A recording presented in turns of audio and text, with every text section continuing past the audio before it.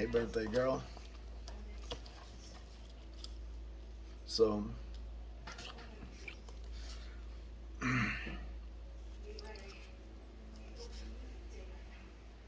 kind of bummed out, and I'm thinking about you. And instead of me,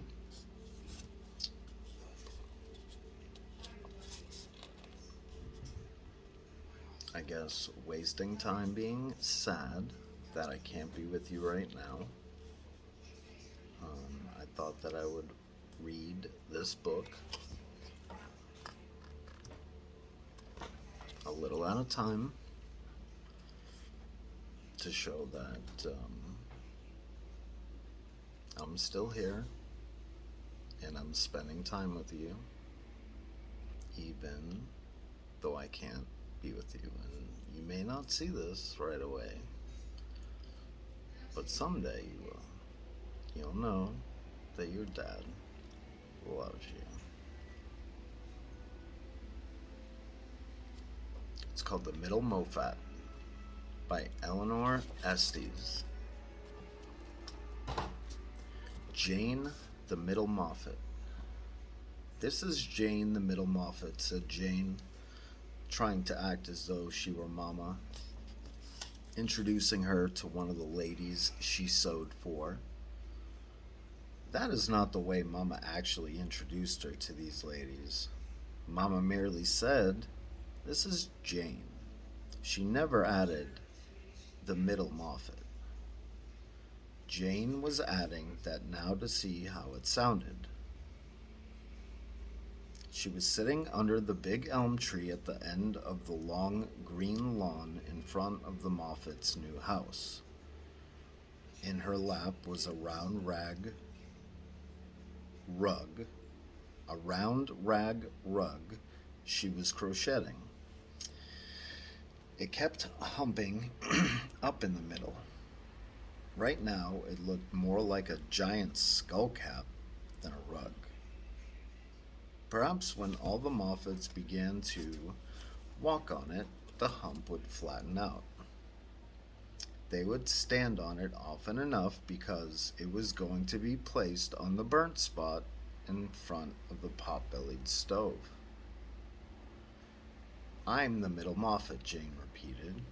"Not the oldest, not the oldest son, not the youngest, just the middle." Sylvie was the oldest Moffat. When Mama introduced Sylvie to the ladies who came to try on, she always said, "This is Sylvie, my oldest child." Sylvie was sweet 16. On her last birthday, her aunt had sent her 16 lumps of sugar tied with a pink ribbons all in a cluster. They were not to eat even though sugar was scarce. When you're sweet 16, you get these things and you keep them, Jane explained to Rufus, who was wide-eyed at the idea of sugar you kept and did not eat. Naturally, Rufus did not know about these things. He was the youngest, just 6 in fact. He was in room 2. In school, he remembered to do almost everything the right way except to carry the 1 in arithmetic. He often forgot to do that. In the Moffat's house, you were apt to hear someone say, "Watch out for Rufus because he is the littlest," or "Let Rufus do it first because he is the youngest." When Mama introduced Rufus to the ladies who came to try on, she said, "This is Rufus, the baby in the family." And when Mama introduced Joey to the people, she would say, "This is Joey, my oldest son." Ever since Papa had died, Joey had become more and more important in this family. He was 13. He locked the doors and closed the shutters at night. He kept the coal scuttles filled, and he took care of the stoves. Joey the oldest son. But when Mama introduced Jane, she just said, "This is Jane." Because Mama had not figured out that Jane was the middle Moffet. Nobody had figured that out but Jane. "Yes, this is Jane, the middle Moffat," Jane repeated out loud, addressing nobody in particular, though Catherine the cat gave her an inquiring glance and paused with her front paw on a grasshopper. Why, even Catherine was called Catherine the cat, never just Catherine. And the sewing figure, which the Moffats called Madame, was usually referred to as Madame the Bust. Jane should be called Jane, the middle Moffat. It sounded good.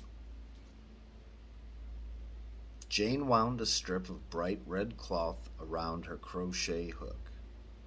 The middle of other things was good too, she thought. The middle of a sandwich, in the middle of a pie, the middle of the night when exciting things happened in books. The middle of the day, lunchtime, the Middle Ages, though what they were, Jane was not certain. Ouch, Jane's back was getting stiff. She stretched and then settled herself comfortably against the elm tree again. If someone came walking along Ashbella's place and asked who she was going to say, "I'm Jane, the middle Moffat." It sounded as good to others as it did to her. She would ask Mama to introduce her that way to the ladies who came to try on. The Moffats had not been living on this street very long, and everybody didn't know them yet. Very likely there were lots of people who would like to know this girl, who would like to know who this girl was sitting under the tree, how old she was, and what room she was in school. Natural to want to know. She remembered when a family moved to New Dollar Street where the Moffats used to live. She would want to know the same things when she saw a strange girl.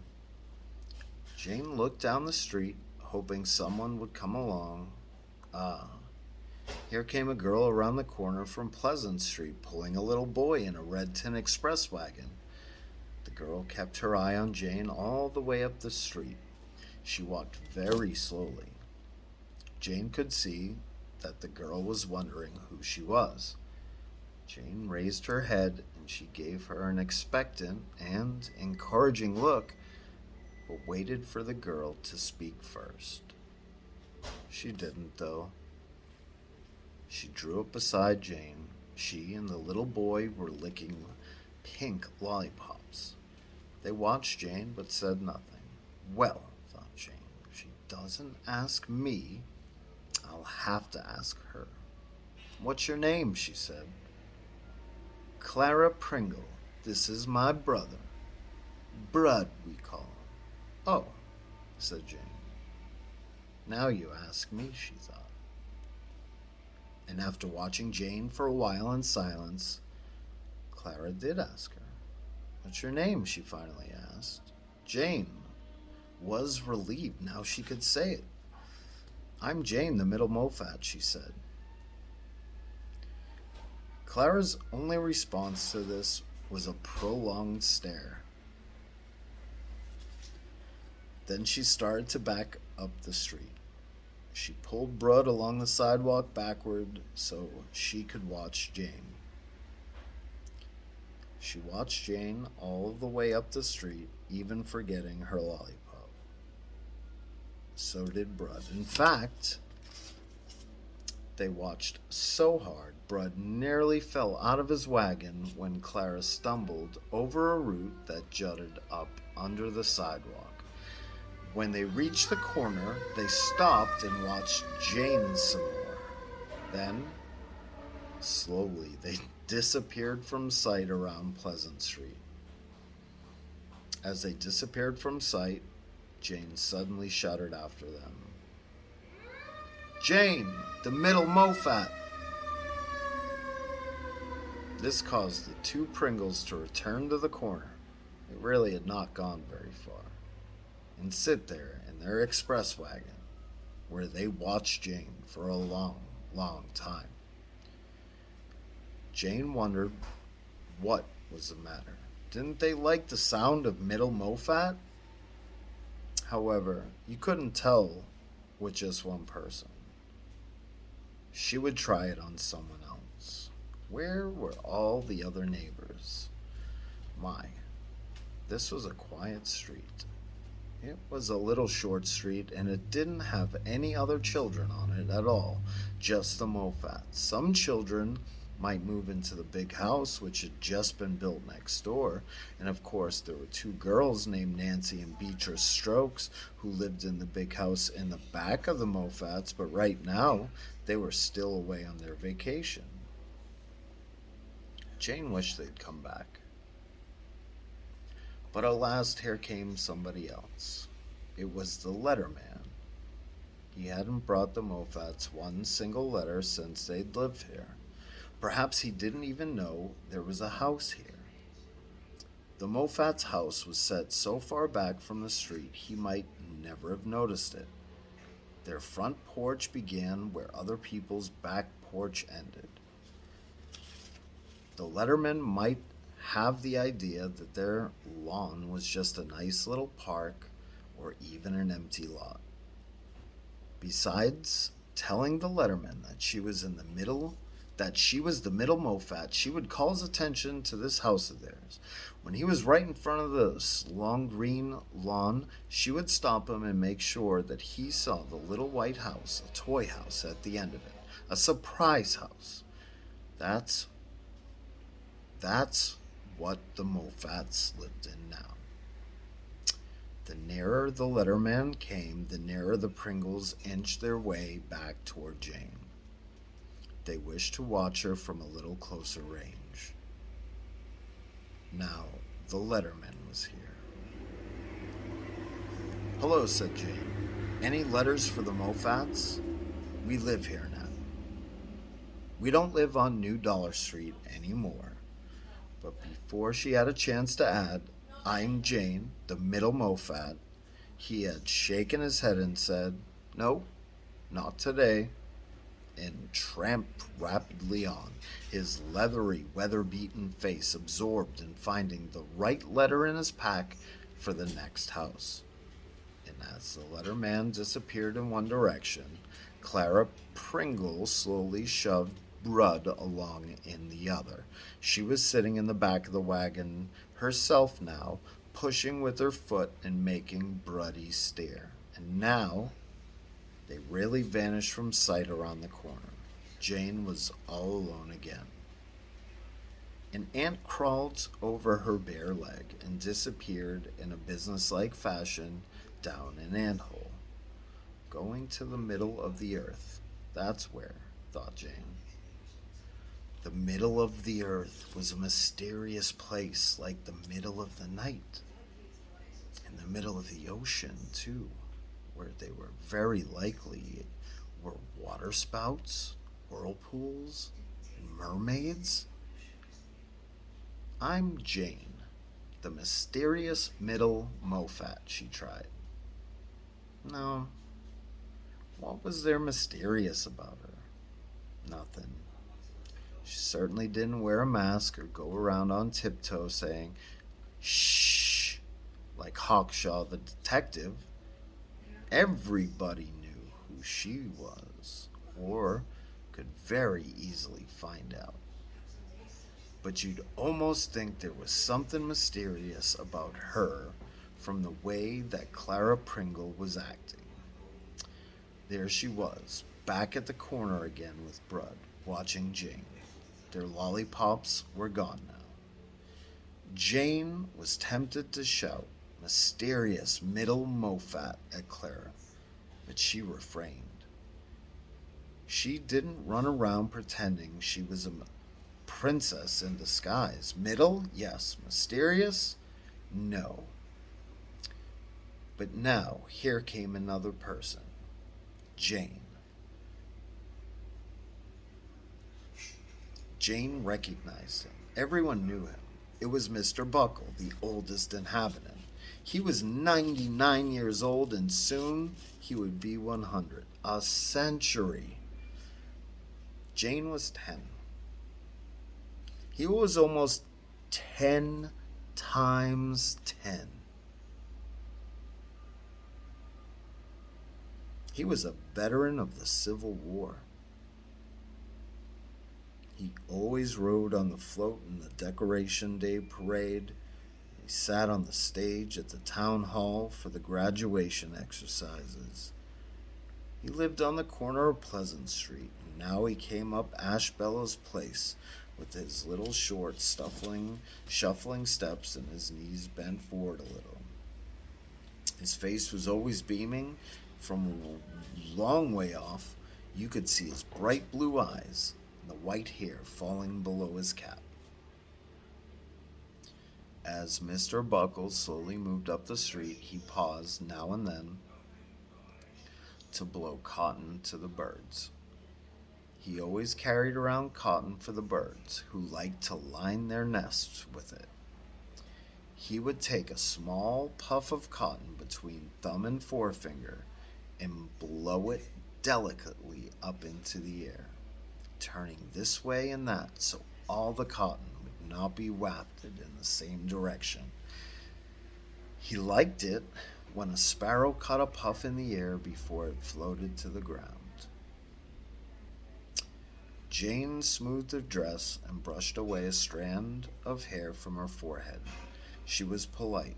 She did not stare at the oldest inhabitant, but when she saw from beneath her lashes that he was near at hand, she looked up at him with a friendly and expectant smile.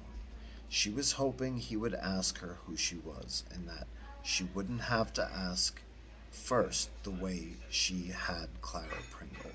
The oldest inhabitant stopped beside her, and leaning on his cane, he said very slowly and distinctly, "Are you one of the Moffats?" "Yes, Mr. Buckle," said Jane, feeling very shy before such an important man, but wishing she had the courage to say that she was the middle Moffat. If it sounded all right to the oldest inhabitant, then it was a good thing to say, for he was Cranberry's most honored citizen. Fortunately, the oldest inhabitant continued, "Which Moffat are you?" "I'm Jane, the mysterious middle Moffat." By goodness, she had said exactly what she had meant not to say. Mysterious. It just came out. The word mysterious. Now, how was the oldest inhabitant going to take this? "I see," he said, lowering his voice to a whisper. "The mysterious middle Moffat. Well," his head began nodding slowly up and down. "What's so mysterious about you?" "Well, I'm not really mysterious," said Jane, feeling embarrassed. "I'm just middle." "Yes?" said Mr. Buckle, as though he really needed more explanation. So Jane went on. "Middle Moffat, that's me. It's not mysterious. The middle of the night is." "The mysterious middle Moffat is not mysterious," said the oldest inhabitant thoughtfully. "No," agreed Jane, laughing politely. Put his finger on the side of his nose the way Hawkshaw the detective did in the pictures, and he beamed down at her. "But the middle of the night is," he went on. "And the middle of the ocean," added Jane. "But not the middle Moffat," he said. "Shh, this is all very mystifying." "I didn't mean to say mysterious," said Jane. "See, it just came out." "That's what makes the whole thing so very mysterious," said the oldest inhabitant. I'm going to end there. I love you, baby girl. And hopefully you see this soon, and hopefully I see you soon. I love you, and boy.